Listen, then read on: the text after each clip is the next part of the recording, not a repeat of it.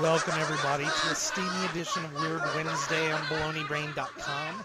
This is, of course, Used Toy, or John House, and joining me from parts unknown, Daryl House, or Suburban Hobo. How you doing, Daryl? Good. I like the steamy. Yeah, it's up near 90 here. Oh, for me, it was kind of sexy. She was a steamy bitch. After you hear my stories today, you won't think sexy now. Well, when I say steamy bitch, no offense, I was talking about this dog I saw the other day. Anyway, we ask people from time to time to refer us stories when you see things that are interesting you would like to see on Weird Wednesday or Baloney Brain.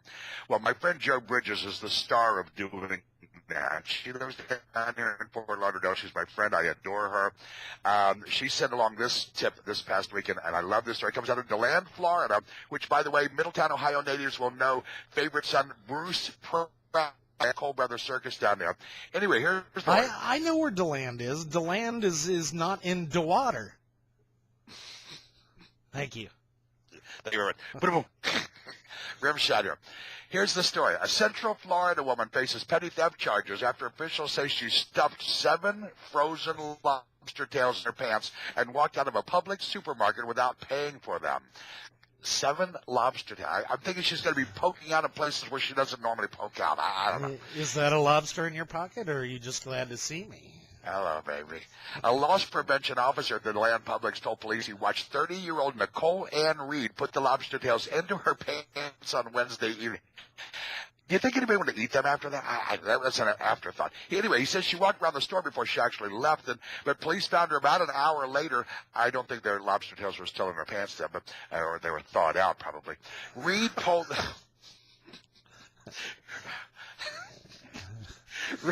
Reed... I just got this image here. It's not going away.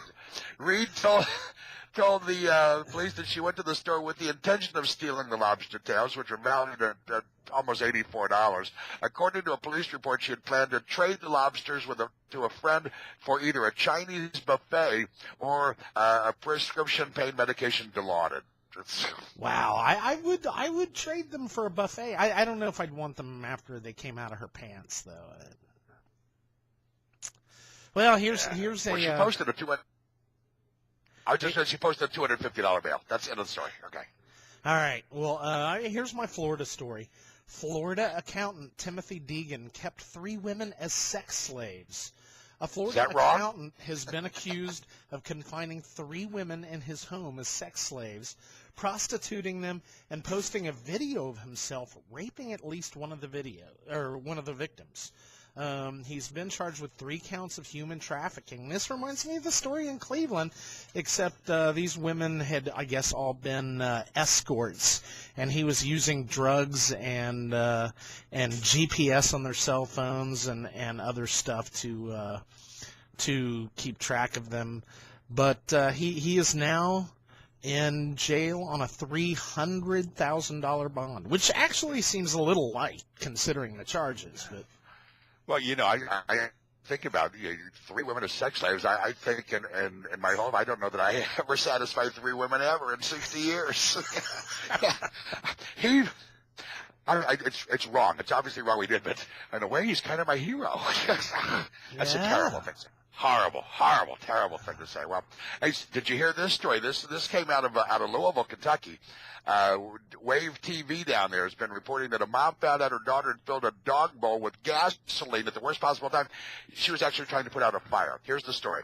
A mother tried to put out a small fire in her house, only succeeded in making the situation worse, but it's not really her fault.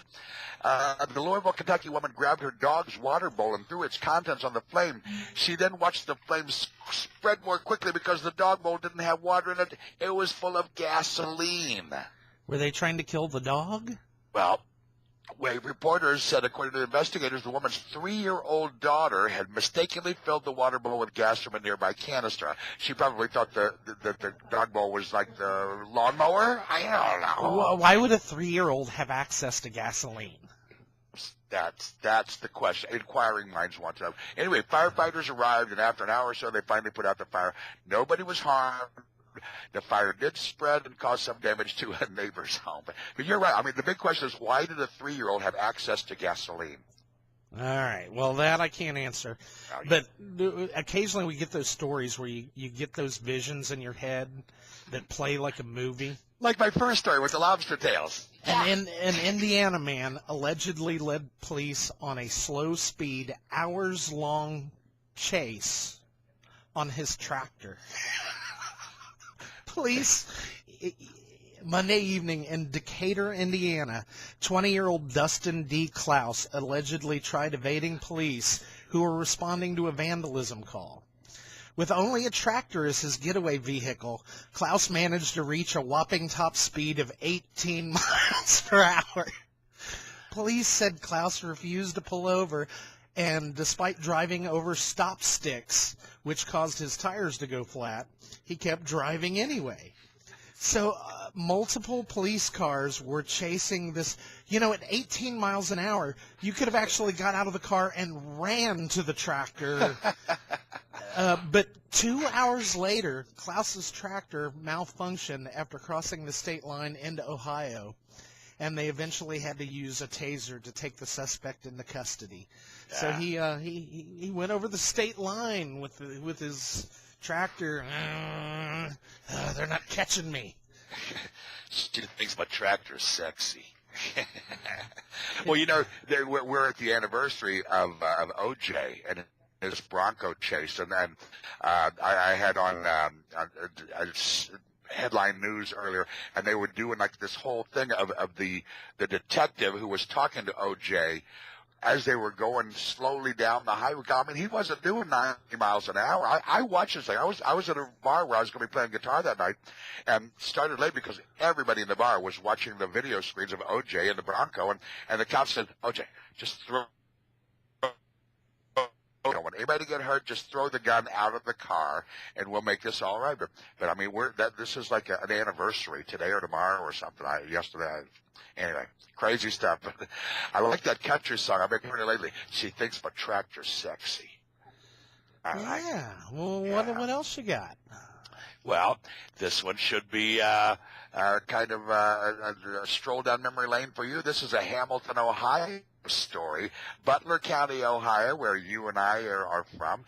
A Hamilton man, you reminded me that this is not his first offense. A Hamilton man with a long history of public indecency convictions was arrested again for simulating sex with a pool float. Personally, I'd go with the guy who took the 3 women as sex slaves over a pool float. But anyway, Edwin Tabergta. That's a weird way to have to say it. Tabergta, 35 years old, arrested Wednesday morning after a witness observed him standing naked on Route 4 out by the lake in Hamilton, simulating sex with a pink pool flotation device.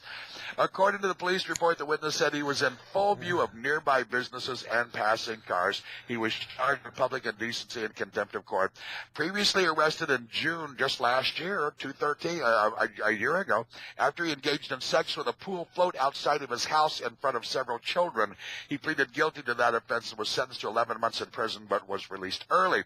In August of 2011, he was arrested for a similar offense involving having sex with a pink swimming pool raft.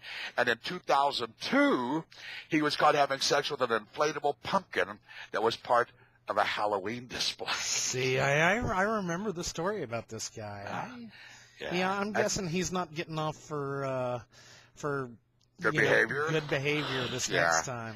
And and maybe I'm just going overboard because I really don't mean to condone this. The guy with the sex slave story, that's just wrong, and I don't mean to make light of that for the poor women, whether they were hookers or not. It's wrong, and having sex with pool toys, it's just wrong, and well, I've got another Ohio story.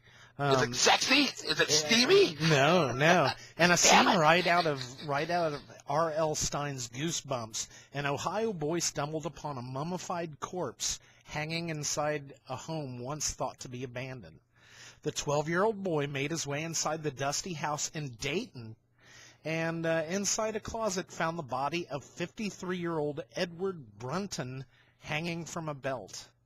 Authorities say the corpse had been there for 5 years, but because of the whole thing with all the abandoned houses, nobody had ever checked. And he'd been there for 5 years.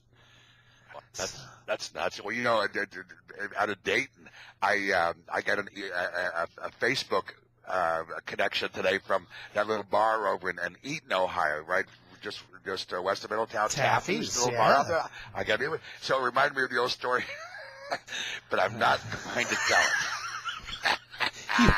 I'll remind you, you've already lost your joke-telling privileges. You know what? I think if I tell them that there's a story about Eaton, Ohio and Dayton, Ohio, they're going to know the joke already. I don't even have to tell it. So anyway, listen, folks, it's Weird Wednesday. It's baloneybrain.com. You are the man. I am so glad to spend this time with you every week. Well, I will see you soon, and I hope everybody out there has a great day. Bye-bye.